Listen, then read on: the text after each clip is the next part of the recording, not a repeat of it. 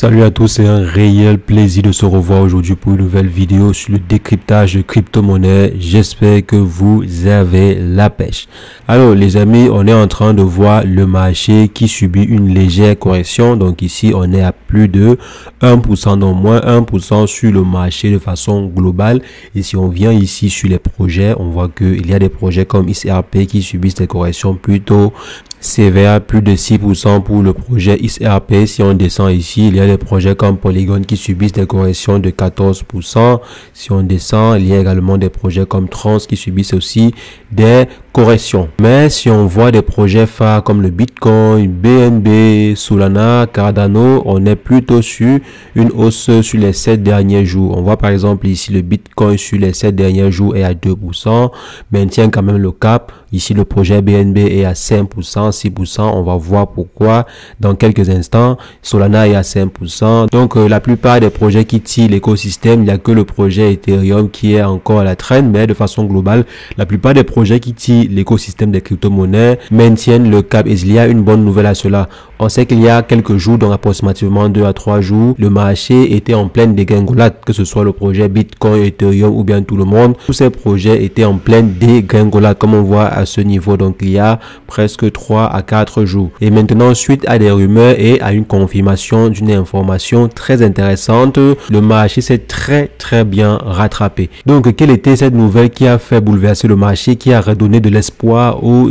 investisseurs? Et si je viens ici, on voit qu'il y a principalement le projet, donc si je viens là, il y a le projet BNB qui depuis quelques temps était plutôt stable, voire traînait encore. Donc on voit là que le projet a atteint 260 $. 260 $, et ceci a pris près de 4 milliards de dollars en juste quelques heures après l'annonce. Donc si je viens ici, vous voyez, quand ce projet-ci a pris près de 4 milliards de dollars après l'annonce en fait d'un accord, donc une proposition qui a été faite par la SEC.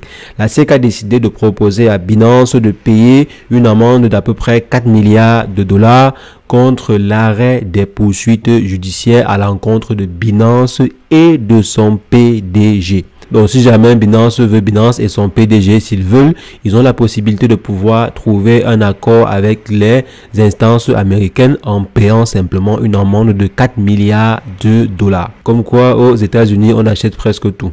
Tout est monnayable aux États-Unis. Donc cette proposition-ci a été faite, mais Binance n'a pas encore accepté. Donc comme vous voyez par exemple ici, le marché a explosé. Binance n'a pas encore accepté en fait le deal. 4 milliards, c'est quand même énorme.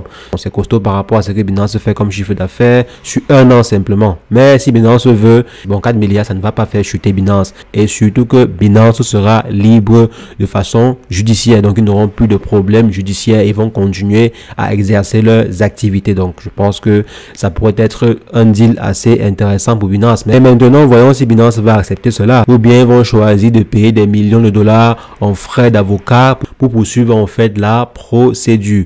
Mais maintenant, ce qui a fait exploser le marché ici, ce n'est pas vraiment l'amende en question. C'est l'idée derrière. C'est l'image en fait de la SEC qui a fait bondir ce marché-ci. Parce que la SEC avait en fait renvoyé l'image d'une institution qui était presque contre les crypto-monnaies.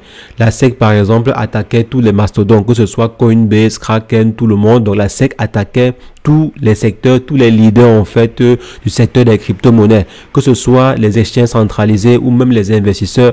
La SEC attaquait tout le monde. Mais on a remarqué que la SEC n'a jamais réellement gagné une guerre, pas une bataille, mais une guerre face à ces mastodons-là, que ce soit Coinbase, Binance, comme c'est le cas actuellement aussi, parce qu'on pensait que la SEC devait mener à bien cette bataille contre Binance. Parce que si la SEC gagnait sa bataille contre Binance, c'était vraiment un coup dur qui devait être assommé au secteur des crypto-monnaies. Si par exemple la SEC décidait de mener à bien cette bataille ici et gagner cette guerre contre Binance, ça devait vraiment être un coup dur au secteur des crypto-monnaies. Mais au lieu de pousser le bouchon plus loin pour mettre complètement le secteur des crypto-monnaies à genoux, ces derniers ont dit non, bon, Binance, on vous propose un deal. Donnez-nous 4 milliards de dollars et on arrête toutes les poursuites. Donc la SEC en fait n'a pas intérêt à ce que le secteur des crypto-monnaies cesse de fonctionner ou bien cesse de se développer. Ils ont tout intérêt à ce que les choses vont bien, vont bon train, et aussi ce serait intéressant pour eux de collaborer avec les leaders du secteur que de leur mettre les bâtons dans les roues. C'est en fait ce que les investisseurs comprennent, que la SEC ne va jamais réellement bloquer un géant comme Binance ou Coinbase. Ils ne vont jamais bloquer de façon définitive ces leaders-là. C'est ce qu'on a compris avec ce deal-ci qu'ils ont eu à proposer. Parce que déjà de 1, la plupart des batailles qu'ils mènent, ils ne les gagnent presque pas. La plupart des batailles qu'ils mènent contre, que ce soit Binance, Coinbase ou autres, ils ne les gagnent presque pas. Et n'en parlons pas des guerres de façon globale. Ils ne les gagnent pas et généralement, ça se conclut par des deals financiers. On se rappelle contre Kraken, il y avait de cela approximativement 1 an. Ils avaient eu à conclure également un pacte, si je me rappelle bien, c'était approximativement 20 à 30 millions de dollars. Donc, que Kraken avait dû payer pour arrêter les poursuites à l'époque. Et malheureusement, ils ont à nouveau lancé une procédure contre Kraken. Donc, actuellement, ils sont à nouveau dans les pattes de Kraken. Donc, comme quoi, quand vous payez une fois, vous allez toujours continuer de payer. Donc, on voit là que la SEC a de nouveau lancé une procédure contre Kraken. Mais on sait très bien déjà que cela n'a pas pour vocation d'empêcher Kraken d'exercer son activité ou bien de mourir. On sait très bien que cela a pour vocation peut-être de régulariser les choses ou bien de contrôler certains services que propose Kraken ou tout simplement de remplir les caisses de la SEC. On attend le prochain deal qui sera proposé à Kraken ou bien le prochain deal qui sera conclu entre Kraken et la SEC face à cette nouvelle guerre qui est entamée. Donc les amis, de façon globale, le secteur des crypto-monnaies n'a plus réellement peur de la SEC. On n'a plus peur des instances américaines qui passent leur temps à brandir leurs armes contre le secteur des crypto-monnaies.